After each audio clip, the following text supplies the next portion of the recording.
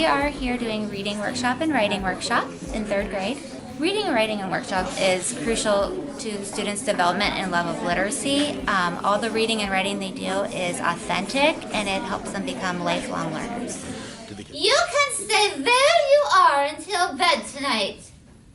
Then I shall throw you out the window, and the seagulls can have you for supper.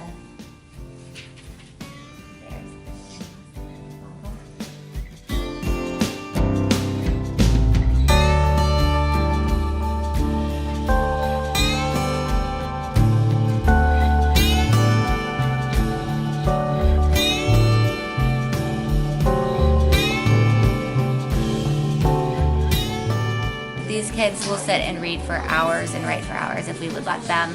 They love it, they love the choice, and they love the opportunity to share what they're thinking.